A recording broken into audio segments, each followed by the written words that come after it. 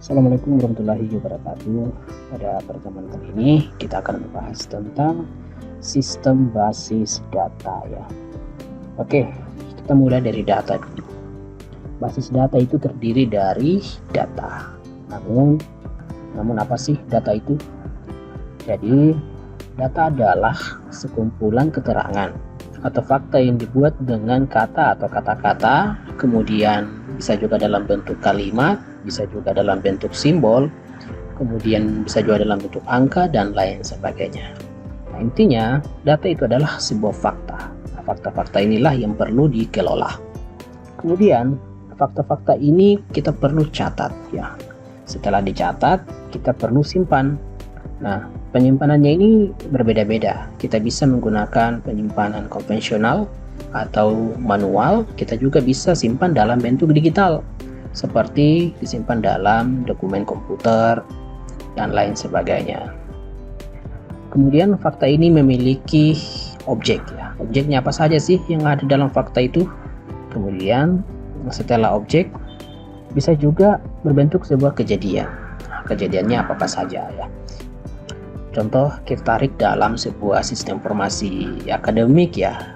Nah, di dalam sistem informasi akademik sebuah kampus tentunya memiliki banyak objek-objek yang ada di dalamnya. Objeknya apa saja? Bisa berupa data mahasiswa ya, kemudian bisa juga data dosen, data mata kuliah, dan masih banyak lagi data-data lainnya yang masuk dalam kategori objek dalam sebuah data. Contoh di bagian data mahasiswa. Nah, di data mahasiswa saja ini memiliki atribut lagi. Atributnya apa saja? Seperti nomor induk mahasiswa atau NIM. Kemudian tentunya ada nama lengkap ya.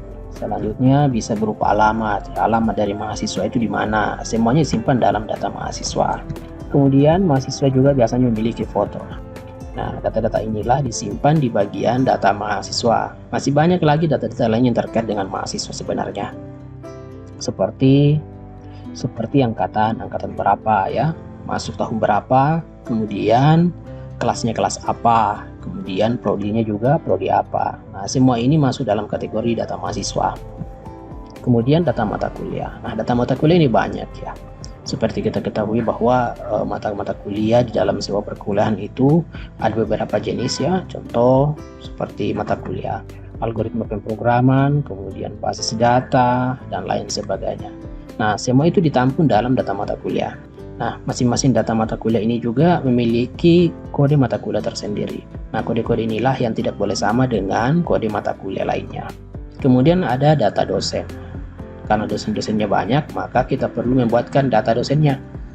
Nah, data-data dosen ini meliputi nomor induk dosen atau NIDN, kemudian nama dosen, bisa juga alamat, kemudian nomor kontak, dan lain sebagainya. Semuanya disimpan dalam data dosen. Dan masih banyak lagi data-data lainnya yang berkaitan dengan objek dalam sebuah sistem ya.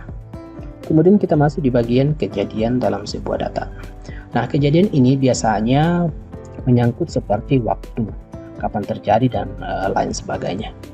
Nah, salah satu contoh seperti aplikasi presensi ya.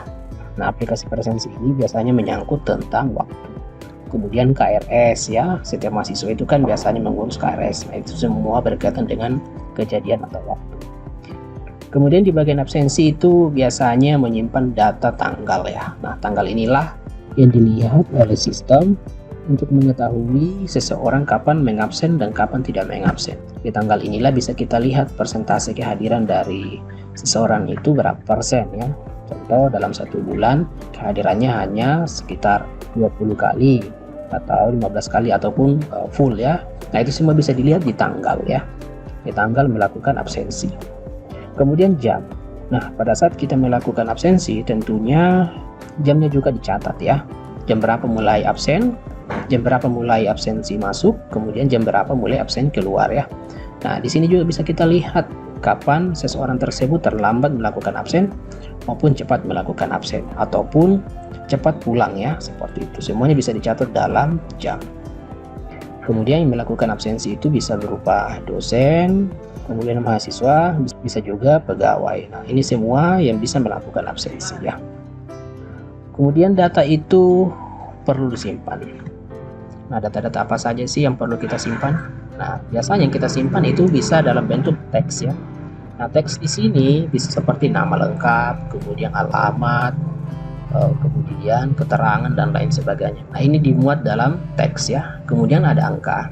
Nah, angka itu biasanya menyangkut seperti umur. Kemudian kalau dalam aplikasi penjualan seperti jumlah harga. Kita juga bisa mengetahui persentase pengeluaran pemasukan melalui angka. Kemudian bisa juga dalam bentuk gambar, video, suara, bahkan lokasi kita bisa simpan di dalam sebuah data ya. Kemudian dari 6 poin ini kita bisa bagi jadi beberapa kategori lagi. Seperti teks dan angka ini masuk dalam kategori traditional database ya, atau TD. Kenapa disebut dengan traditional database? Karena awal mula adanya sebuah data itu hanya bisa menyimpan teks dan angka saja ya, maka ini disebut dengan traditional database. Kemudian gambar, video, dan suara itu masuk dalam kategori multimedia database atau OMD. Dan yang terakhir di sini di poin ke-6 adalah GIS ya, atau Geographic Information System. Biasanya juga ini dipakai dalam pembuatan sistem informasi geografis ya, untuk menentukan lokasi sebuah tempat. Nah, seperti itulah 3 pembagian kategori data. Kemudian dengan banyaknya data tersebut kemudian dikelola, nah inilah yang disebut dengan database ya. Secara umum, database itu bisa kita sebutkan adalah kumpulan dari data yang saling berrelasi atau saling berhubungan. Ya, salah satu contoh seperti ini, database akademik ya. Nah, di dalam sebuah database akademik itu memiliki beberapa tabel lagi. Contoh seperti ini database akademik. Ada tabel mata kuliah, kemudian ada tabel dosen, kemudian ada tabel mahasiswa, dan tabel perkuliahan. Nah, masing-masing dari tabel ini memiliki data-data lagi. Contoh di bagian data mata kuliah, di mana di dalamnya ada kode mata kuliah, dan selanjutnya ada nama mata kuliahnya apa, dan SKS-nya berapa. Nah, ini masuk dalam satu tabel. Kemudian di bagian data dosen, nah di sini 2 data ya, di mana di dalamnya ada NIP. NIP di sini kita bisa juga ganti dengan NIDN atau nomor induk dosen, kemudian nama dosennya siapa ya. Itu terkait dengan tabel dosen. Kemudian ada tabel mahasiswa.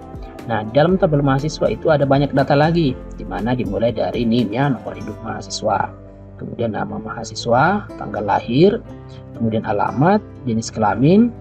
Nah, di sini bisa kita lihat ya, di sampingnya ada varchar, date, varchar, enum, dan lain sebagainya. Ini disebut dengan tipe data ya. Ada integer juga, kemudian ada char juga, ini semua adalah tipe data. Nanti di materi selanjutnya kita akan membahas tersendiri terkait dengan tipe-tipe data. Nah, ketiga tabel ini semuanya terhubung ke satu tabel. Nah, inilah yang disebut dengan relasi. Ketiga tabel ini terhubung ke tabel perkuliahan. Contoh data NIM atau nomor induk mahasiswa, apa yang kita inputkan di sini nanti akan ada juga di tabel perkuliahan. Nah, ini berhubungan di sini. Kemudian kode mata kuliah juga, apa yang kita inputkan di kode mata kuliah nanti akan otomatis ada di kode mata kuliah di sini. Kemudian nomor induk dosennya nanti akan terhubung juga dengan di sini. Nah, kita tidak perlu menulis nama dosennya atau nama mahasiswanya. Kita hanya perlu memanggil NIM-nya saja ya. Karena dari NIM-nya itulah kita nanti bisa menampilkan data-data di bawahnya. Data-data ini juga disebut dengan primary key. Ingat ada tanda kunci seperti ini. Jadi setiap tabel itu memiliki primary key tersendiri ya. Nah, primary key itu adalah kode unik yang tidak boleh sama dengan data-data lainnya. Setiap mahasiswa itu memiliki NIM yang berbeda-beda dan tidak boleh memiliki NIM yang sama. Nah, itulah yang disebut dengan unik atau primary key. Begitupun juga dengan data dosen. Nah, data dosen di sini memiliki nomor induk dosen yang tidak sama dengan yang lain. Begitupun juga dengan kode mata kuliah. Nah, keseluruhannya ini disebut dengan primary key. Nah, seperti itulah yang dimaksud dengan relasi. Kemudian di sini ada nilai. Nah, nilai di sini dia tidak berrelasi dengan tabel lainnya. Kemudian database kita bisa kelompokkan menjadi 2. Yang pertama ada transactional database dan yang kedua ada data warehouse. Nah, apa yang dimaksud dengan transactional database? Nah, transactional database itu adalah data-data yang disimpan ya. Bisa berupa data penjualan, data mahasiswa, data absen, dan lain sebagainya. Nah, sedangkan data warehouse di sini adalah gudang data ya, gudang data yang cakupannya cukup besar. Kemudian memiliki hubungan yang banyak dengan data-data lainnya. Intinya dia skalanya besar. Kemudian juga menyangkut sebuah data masa lalu atau histori sebuah data. Nah, histori sebuah data itu seperti data penjualan di beberapa tahun terakhir, 2 tahun terakhir, 3 tahun terakhir, dan lain sebagainya. Intinya dia menyangkut sebuah data yang besar. Tentunya juga memerlukan hardware yang besar pula, serta media penyimpanan yang banyak. Berbeda dengan transaksional database, dia memerlukan media penyimpanan yang standar-standar saja. Kemudian database ini membutuhkan sebuah software ya. Software ini kita bisa pakai untuk pengolahan sebuah data. Software yang digunakan adalah DBMS atau Database Management System. Nah, inilah yang digunakan untuk mengelola database kita ya. Kemudian ada banyak software DBMS ya atau Database Management System yang bisa kita pakai. Bisa seperti Microsoft Access, kemudian ada Oracle, kemudian ada Microsoft SQL Server dan MySQL. Nah, ini adalah software-software yang kita bisa pakai untuk mengelola database ya. Dan yang paling umum biasanya dipakai itu adalah MySQL. Nah, di sini ada kata SQL. Nah, SQL ini adalah bahasa tersendiri ya. Nanti akan kita bahas juga apa sih itu SQL. Dan masing-masing bahasa ini berbeda ya. Kemudian jika database ini kita gabungkan dengan database management system, maka dua komponen inilah yang akan melahirkan sistem basis data. Nah, ini adalah elemen-elemen dipakai untuk membuat sistem basis data. Kemudian apakah dua komponen ini cukup untuk membangun sebuah sistem basis data? Saya kira tidak cukup ya. Nah, dua komponen ini belum cukup untuk membangun sistem basis data yang baik. Kita membutuhkan komponen lain seperti hardware. Nah, dengan adanya sebuah database, kemudian ada aplikasi pengelola database, tentunya kita membutuhkan yang namanya perangkat keras ya, atau hardware. Bisa berupa laptop, kemudian PC. Nah, PC di sini terbagi-bagi komponen lagi, dan jelasnya hal tersebut berkaitan dengan perangkat keras. Kemudian setelah perangkat keras, tentunya kita juga membutuhkan sistem operasi. Nah, sistem operasi inilah yang merupakan tempat dari database dan database manajemen sistem ini untuk bisa kita operasikan. Nah, sistem operasi ini terbagi menjadi beberapa jenis. Bisa menggunakan Windows, kemudian bisa menggunakan Linux, bisa menggunakan macOS. Untuk Windows sendiri memiliki versi yang berbeda-beda lagi. Ada yang 10, Windows 11, Windows 8, dan lain sebagainya. Kemudian keempat ini apakah masih cukup? Kita masih memerlukan komponen lain untuk mengontrol sistem manajemen basis data kita. Nah, yang akan mengontrol di sini adalah user atau pengguna. Nah, user atau pengguna di sini memiliki hak akses untuk mengelola sistem basis data yang kita buat. Nah, apakah ini sudah cukup? Kita masih membutuhkan satu elemen lagi, yakni bahasa pemrograman. Untuk membangun sebuah basis data yang baik, maka kita membutuhkan sebuah bahasa pemrograman untuk membangun sebuah sistem. Nah, sistem inilah yang nantinya disebut dengan sistem informasi. Di atas dari basis data itu adalah sistem informasi. Sistem informasi seperti sistem informasi akademik, kemudian sistem informasi penjualan, kemudian sistem informasi kantor, rumah sakit, dan lain sebagainya. Itu semua berawal dari sistem basis data yang kemudian dikembangkan menjadi sistem informasi. Nah, apa sih keunggulan dalam menggunakan basis data? Ada beberapa poin yang menjadi catatan kenapa kita perlu menggunakan basis data atau database. Yang pertama, multiple user ya. Jadi dengan adanya database itu bisa diakses dan digunakan oleh banyak pengguna. Banyak yang menggunakan dalam waktu yang bersamaan, sehingga disebut dengan multiple user. Kemudian keamanan data. Dengan adanya basis data, maka keamanan data akan terjaga. Berbeda dengan basis data manual yang disimpan dalam bentuk teks maupun seperti data di Excel. Nah, ini tidak menjamin keamanan data. Kenapa? Karena kita bisa langsung melihat keseluruhan datanya.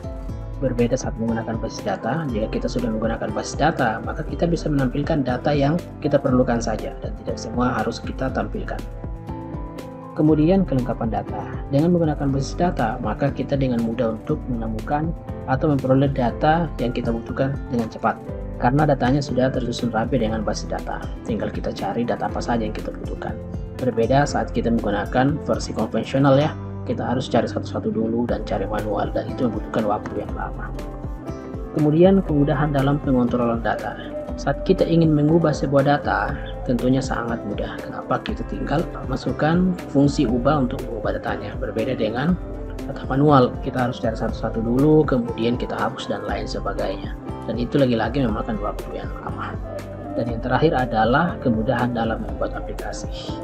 Dengan adanya basis data yang kuat yang memiliki fasilitas kelengkapan data, maka seorang programmer akan sangat mudah dalam pembuatan aplikasi. Kenapa? Karena konsepnya dan kerangka sebuah datanya itu sudah tergambarkan dari basis data yang kita buat. Jadi ini akan sangat memudahkan bagi programmer dalam membuat sistem informasi. Bisa seperti sistem informasi akademik, kepegawaian, dan lain sebagainya.